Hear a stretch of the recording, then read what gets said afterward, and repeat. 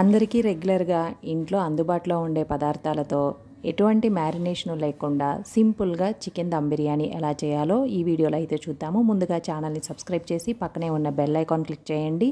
Stove on చేసి బిర్యానీ చేయడానికి పెద్ద కడాయి ఏదైనా పెట్టుకొని అందులో 2 స్పూన్ల నూనె వేసుకొని బిర్యానీ దినుసులు అన్నీ వేసుకొని ఒక్క 2 నిమిషాలు ఫ్రై చేసిన తర్వాత సన్నగా పొడవుగా తరిగి పెట్టుకున్న 2 పెద్ద సైజు ఉల్లిపాయల్ని కట్ చేసుకొని నూనెలో వేసుకొని రంగు మారేంత వరకు వేయించుకొని 2 పచ్చిమిర్చి 2 స్పూన్ల అల్లం వెల్లుల్లి పేస్ట్ కూడా వేసుకొని పచ్చివాసన పోయేంత వరకు వేయించుకోవాలి. ఇది ఫ్రై అయ్యేలోగా పక్కన స్టవ్ మీద ఇంకో ప్యాన్ పెట్టుకొని అందులో వాటర్ వేసుకొని 1/2 స్పూన్ అల్లం వెల్లుల్లి పేస్టు ఇంకా బిర్యానీ దినుసులు అన్నీ వేసుకొని బాయిల్ చేసుకుంటూ ఉండాలి. ఇప్పుడు ఫ్రై అయిన ఉల్లిపాయల్లోకి 2 టమాటాలు ముక్కలుగా కానీ ప్యూరీగా కానీ వేసుకోవాలి. ముక్కలుగా వేసుకుంటే బాగా మెత్తగా మ్యాష్ అయ్యేంత వరకు ఉంచుకోవాలి. టమాటా ప్యూరీ కూడా ఫ్రై అయిన తర్వాత 1 స్పూన్ పసుపు, రుచికి సరిపడా కారం, చికెన్ వరకు సరిపడా ఉప్పు కారం అన్నీ యాడ్ చేసుకోవాలి. 1 స్పూన్ ధనియాల పొడి, 1/2 స్పూన్ జీలకర్ర పొడి, 1 స్పూన్ గరం మసాలా వేసుకొని ఈ మసాలాలు మొత్తం కూడా ఈ టమాటో ప్యూరీకి బాగా పట్టేంత వరకు వాటర్ లేకుండా బాగా డ్రై అయ్యేంత వరకు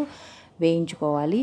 ఈ మసాలాలు మొత్తం ఫ్రై అయ్యి ప్యూరీకి పట్టిన తర్వాత ఇప్పుడు ఒక 1/2 కప్పు బీట్ చేసిన పెరుగు పుదీనాకులు వేసుకొని 2 నిమిషాల తర్వాత శుభ్రంగా కడిగి పక్కన పెట్టుకున్న చికెన్ని వేసి ఒకసారి బాగా మిక్స్ చేసి హై ఫ్లేమ్లో 5 నిమిషాలు ఉడికించుకోవాలి. చికెన్లోని వాటర్ అంతా వచ్చి ఇంకా ఆవిరి వల్ల కూడా బాగా ఉడుకుతుంది కాబట్టి ఎటువంటి వాటర్ యాడ్ చేయాల్సిన పని లేదు. ఈలోగా మరుగుతున్న నీళ్ళల్లో కొత్తిమీర, పుదీనా, రైస్కి రుచికి సరిపడా ఉప్పు యాడ్ చేసుకొని గంట సేపు ముందుగానే నానబెట్టుకున్న బాస్మతి రైస్ వేసుకొని రైస్ చికెన్ 2 ఉడికేలోగా ఒక చిన్న బౌల్లో నెయ్యి తీసుకొని అందులో 1 స్పూన్ పసుపు వేసి మరగనివ్వాలి. కొంచెం బాగా వేడయ్యేదాకా ఉంచి ఆఫ్ చేసుకోవాలి.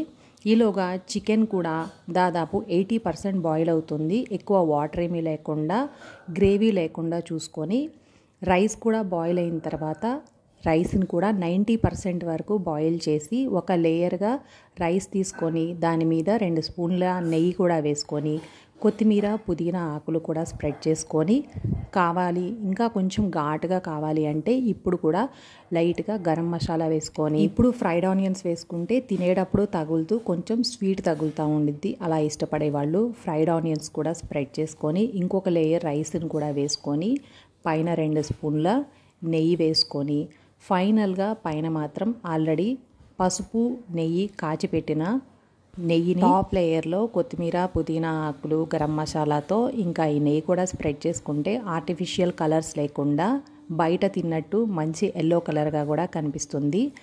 ఇలా స్ప్రెడ్ చేసిన తర్వాత ఇంకా 2 స్పూన్ల నెయ్యి కూడా వేసుకొని మూత పెట్టేసి దోశ ప్యాన్ పెట్టేసి లో ఫ్లేమ్లో 20 మినిట్స్ బాయిల్ చేసుకొని స్టవ్ ఆఫ్ చేసిన తర్వాత కూడా ఒక 20 మినిట్స్కి మూత ఓపెన్ చేస్తే పర్ఫెక్ట్గా రైస్ పొడి పొడిగా ఇంకా ముక్కకు కూడా ఉప్పు కారం మసాలాలు అన్నీ పట్టి మంచి రుచిగా దమ్ బిర్యానీ రెడీ అయిపోతుంది. మీకు ఈ వీడియో నచ్చితే తప్పకుండా లైక్ చేయండి, షేర్ చేయండి. Thanks for watching.